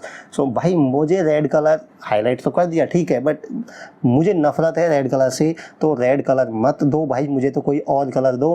तो यहाँ पे आपने वैल्यूज़ तो प्रोवाइड कर दी ठीक है, 30 से 80 के बीच में मुझे जो वैल्यूज़ हैं उनको हाईलाइट कर दो, बट मुझे यहाँ पे नफरत है रेड कलर से।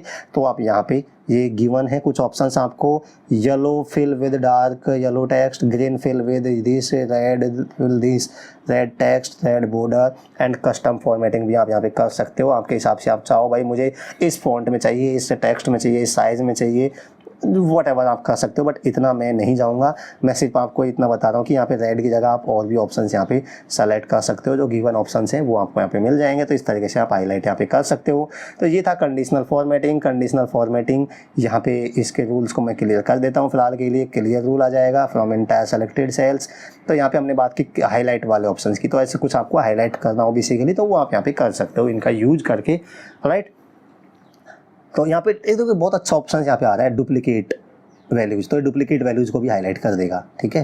तो डुप्लीकेट वैल्यूज़ को भी अगर आपको हाईलाइट करना है तो इसका यूज कर सकते हैं यार, आप क्यों नहीं कर सकते, आपको करना चाहिए, ठीक है। तो ये हो गया यहाँ पे हमने क्या देखा अभी, कंडीशनल फॉर्मेटिंग। एक होता है इफ़ फार्मूला, इफ़ फार्मूले की और बात कर लेते हैं यहाँ पे।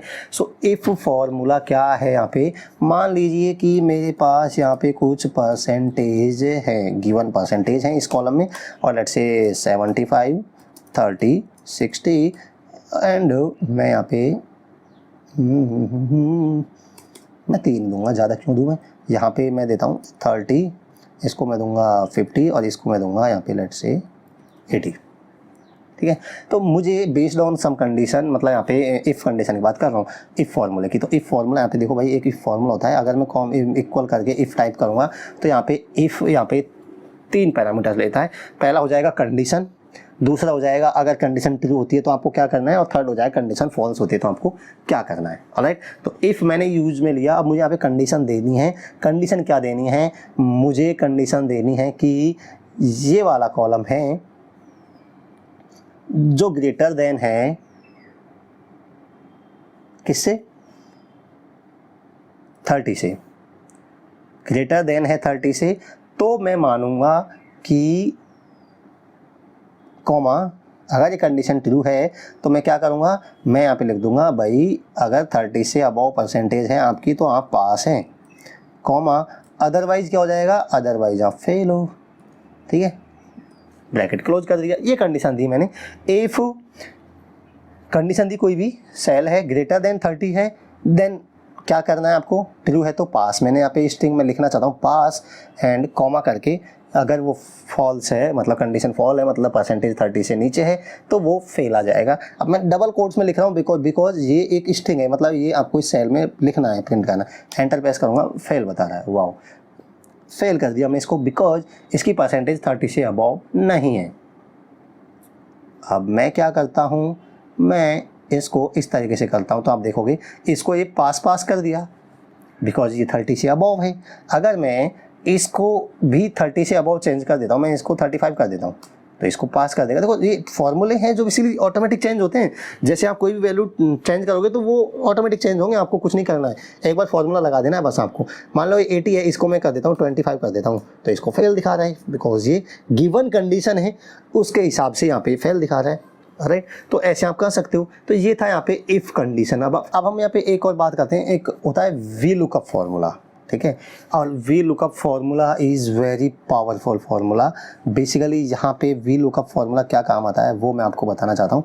वी लुकअप इज़ बेसिकली इसका फुल फॉर्म क्या है, एक तरीके से आप समझ सकते हो वर्टिकल लुकअप। लुकअप मतलब कि कुछ वैल्यूज सर्च करना, कोई एक पर्टिकुलर वैल्यू को फाइंड करना वर्टिकली, राइट। तो इसको समझने के लिए मैंने यहाँ पे एक एक्सेल सीट मैंने पहले से बनाई हुई है जिसमें कुछ वैल्यूज है मेरे पास। लेट्स से मेरे पास कुछ आईडीज़ हैं, उनका नेम है और उनके कुछ ईमेल नंबर है मेरे पास। अभी फिलहाल के लिए समझने के लिए मैंने 10 यहाँ पे लिए हैं, आप 10 की जगह 10,000 या 10 लाख भी यहाँ पे ले सकते हैं, इट डजेंट मैटर, ऑलराइट। बस थोड़ा सा टाइम लग सकता है यहाँ पे सर्च करने में, अदरवाइज कोई फ़र्क नहीं पड़ेगा, फॉर्मूला सेम काम करेगा, 10 हो चाहे 10,000 हो चाहे 10 लाख हो, ऑलराइट।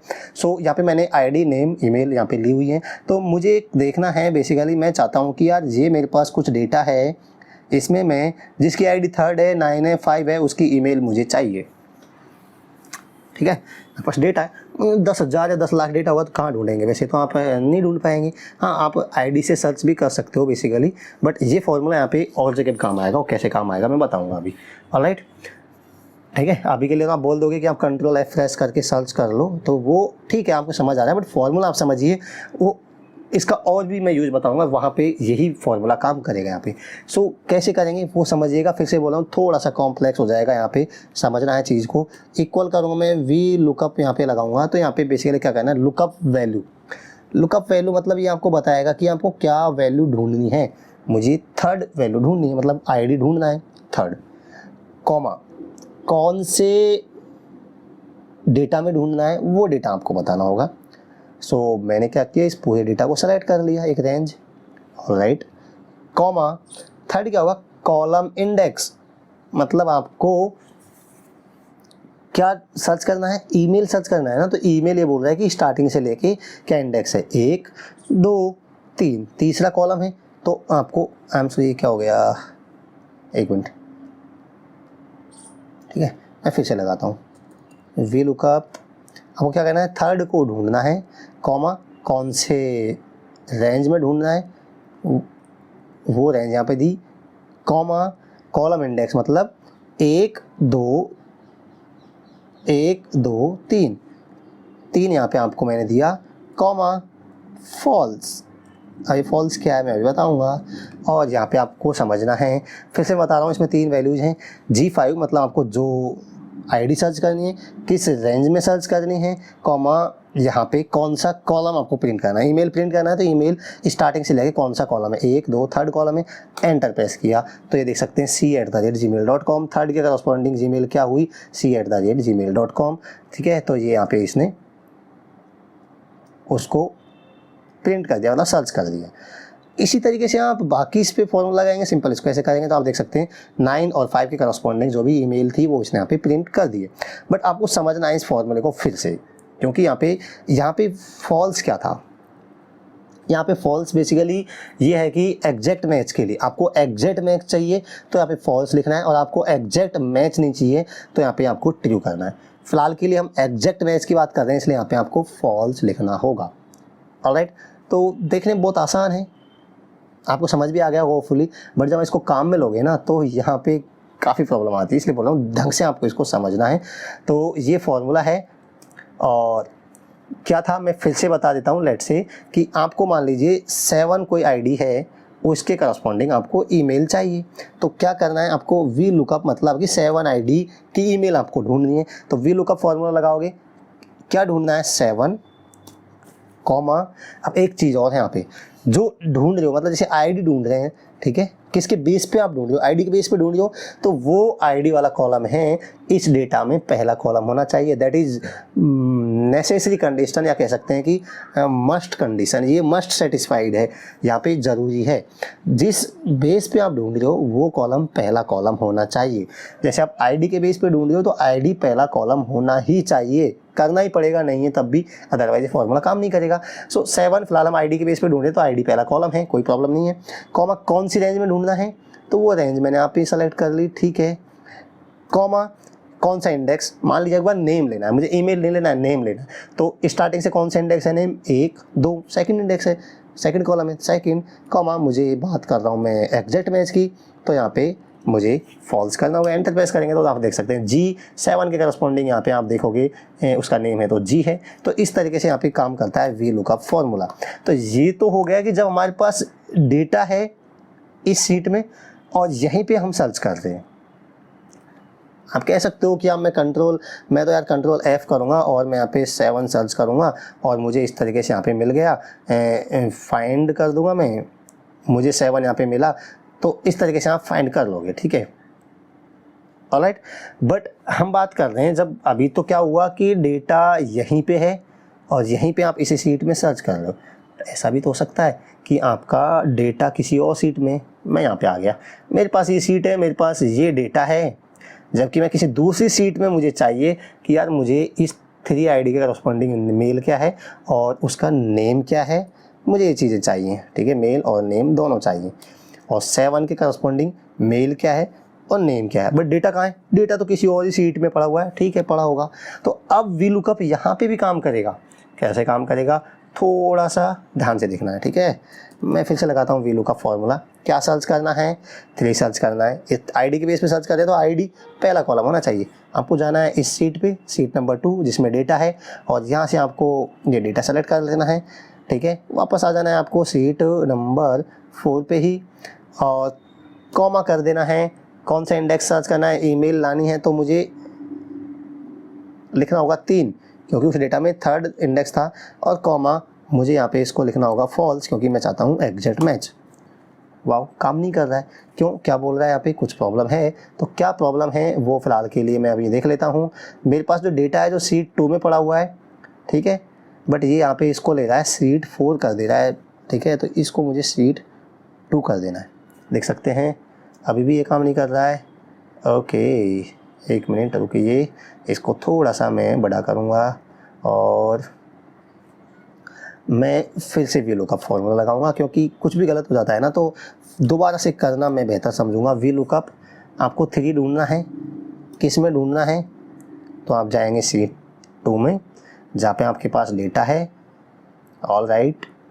आप वापस आएंगे सीट 4 में और कॉमा ईमेल ढूंढनी है, मतलब 3rd कॉलम ढूंढना है, कॉमा यहाँ पे फॉल्स कर देना है। अब यहाँ पे एक प्रॉब्लम क्या आ रही है, ये सीट 4 ले रहा है यार, जबकि हमारा डेटा तो सीट 2 में ही है, तो मैं इसको सीट 4 करूँगा और सीट 2 करूँगा। देख सकते हैं इसने यहाँ पे ईमेल फाइंड कर दिए 3 के करस्पॉन्डिंग। मैं इसको नीचे ड्रैग करूँगा तो ये देख सकते हैं 7 करस्पॉन्डिंग। यहाँ पे हम सर्च कर रहे हैं डेटा हमारा इस सीट में, तो भी ये वी लुकअप काम करेगा। इसी तरीके से आपको नेम चाहिए, तो नेम चाहिए तो क्या करना है यार, फॉर्मूला तो सेम ही रहेगा। इसको कॉपी किया और नेम वाले, एक मिनट, कॉपी किया मैंने और इसमें मैं पेस्ट कर दूंगा। बस आपको क्या करना है, यहाँ पे 3 कॉलम था, मतलब जो इस सीट में आपके पास जो डेटा है ये तो 1 2 3 नंबर कॉलम था। आपके नेम चाहिए तो नेम तो 2 नंबर का कॉलम है, तो आपको यहाँ पे सिर्फ 3 की जगह क्या कर देना है, 3 की जगह सिर्फ यहाँ पे 2 कर देना है, दैट्स इट। इस तरीके से इसका नेम भी आ जाएगा और इसको आप नीचे ड्रैग करोगे तो ये इस पर भी अप्लाई हो जाएगा। तो नेम और ईमेल आप यहाँ पे देख सकते हैं, ऑलराइट। तो ये है वी लुकअप फार्मूला, बहुत ही पावरफुल फार्मूला है, बहुत ही अच्छा फार्मूला है और काफ़ी यूज़फुल फार्मूला है, तो इसको आप यहाँ पे काम में ले सकते हैं। एंड लास्ट हम यहाँ पे बात करते हैं, बहुत टाइम हो गया, लास्ट हम यहाँ पे बात करते हैं ग्राफ के बारे में। आप ग्राफ ड्रॉ कर सकते हो, आपके पास मान लीजिए कुछ आइटम्स हैं और आपको आइटम वाई है, कुछ भी आप के पास आपको डेटा है, तो लेट्स से आपको इसका ग्राफ ड्रॉ करना है। तो लेट्स से ये आइटम है और ये उसकी प्राइस है या उसकी कितना आइटम्स हैं जो सोल्ड किए, कुछ भी XYZ डेटा आपके पास है, आपको इसका ग्राफ ड्रॉ करना है। सो बिल्कुल सिंपल, आपको ग्राफ ड्रॉ करने के लिए क्या करना है, आपको इसको यहाँ पे सेलेक्ट करना है और सेलेक्ट करने के बाद आपको चला जाना है इंसर्ट में। इंसर्ट के बाद आपको चले जाना है ग्राफ्स या चार्ट वाले ऑप्शन में। तो चार्ट वाले ऑप्शन में जाएंगे तो आपको काफ़ी सारे चार्ट्स यहाँ पे दिए गए हैं। मैं लेट से इस चार्ट को काम में लेता हूँ, तो इस पर क्लिक करूँगा तो इस तरीके से चार्ट इसने यहाँ पे ड्रॉ कर दिया। नीचे देख सकते हैं XYZ PQR, ऊपर यहाँ पे देख सकते हैं वैल्यूज़ हैं और इसने यहाँ पे दे दिया है ये Y है चार्ट का टाइटल। तो इस पर आप डबल क्लिक करोगे तो आप इसको चेंज कर सकते हो, चार्ट का टाइटल आप चेंज कर सकते हो। कैसे, एक मिनट रुकिए, मैं इस जैसे चार्ट पे, ये चार्ट ड्रॉ कर दिया इसने, देखिए गिवन डेटा है उसके हिसाब से चार्ट ड्रॉ कर दिया। मैं चार्ट पे क्लिक करूँगा तो यहाँ पे आप कुछ और चीज़ें यहाँ पे चेंज कर सकते हो। इस पे मैं क्लिक करूँगा या इस पे मैं क्लिक करूँगा, चार्ट एलिमेंट, यहाँ पे चार्ट एलिमेंट पे क्लिक करूँगा तो यहाँ पे आ रहा है एक्सिस, मतलब क्या क्या दिखाना चाहते हो, मुझे एक्सिस दिखाना चाहता हूँ। देख सकते हैं XYZ PQR और जैसे नंबर, और मैं ग्रिड लाइन दिखाना चाह रहा हूँ और आप एक्सिस टाइटल भी दिखाना चाहोगे तो मैं इस पर क्लिक करूँगा तो एक्सिस टाइटल भी आप दिखा रहा है, देख सकते हैं ये रहे, इनको आप चेंज कर सकते हो। और मैं क्या दिखाना चाहूँगा, मुझे चार्ट का टाइटल भी चाहिए, ठीक है, ये चाहिए मुझे, ठीक है, तो ये चाहिए, वो मैंने यहाँ पे सेलेक्ट कर लिया उन चीज़ों को। तो आप देख सकते हो ये है चार्ट का टाइटल। फिलहाल आपको चार्ट का टाइटल चेंज करना है, कुछ भी मैं लिख सकता हूँ, चार्ट ऑफ गिवन डेटा, कुछ भी दे सकते हैं, ठीक है। ये टाइटल हमने यहाँ पे दिया और एक्सिस हमने शो करवाया तो एक्सिस देख सकते हैं यहाँ पे, ये एक्सिस टाइटल है। मान लीजिए मैं लिख देता हूँ कि ये एक्स एक्सिस पे क्या ले रखे हैं मैंने, मान लीजिए आइटम्स हैं, और राइट, और वाई एक्सिस पे क्या है, वाई एक्सिस पे लेट्स से क्वांटिटी या प्राइस लिख दो यार, कुछ भी लिख दो, ठीक है, इस तरीके से। अभी इसकी वाई की जगह मैं क्या लिख दूँगा, यहाँ पे प्राइस लिख दूँगा। तो हमने आइटम्स और उनकी प्राइस में यहाँ पे चार्ट ड्रॉ किया है। तो आप देख सकते हैं आइटम और चार्ट है, आइटम्स और उनकी प्राइस है, उनके हिसाब से हमने चार्ट यहाँ पे ड्रॉ कर दिया। काफ़ी खूबसूरत सा चार्ट है, तो इसको आप यहाँ पे इस तरीके से ड्रॉ कर सकते हैं। सो मैं आशा करूँगा कि ये चीज़ आपको यहाँ पे समझ आई होगी।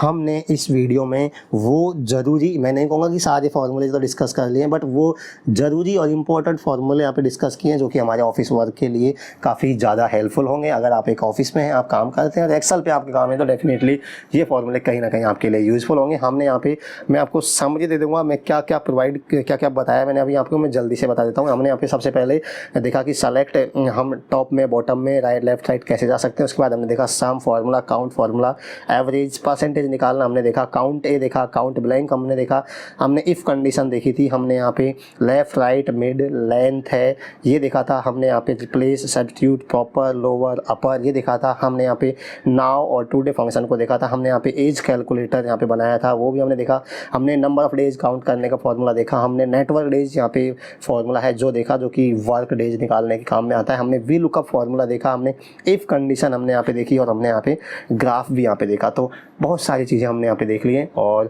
डेफिनेटली ये आपके लिए हेल्पफुल होगा। आपको अच्छी लगी ये वीडियो तो आप बता सकते हो, इसका मैं पार्ट 2 भी लेके आ जाऊँगा, और भी जो एडवांस फार्मूले हैं।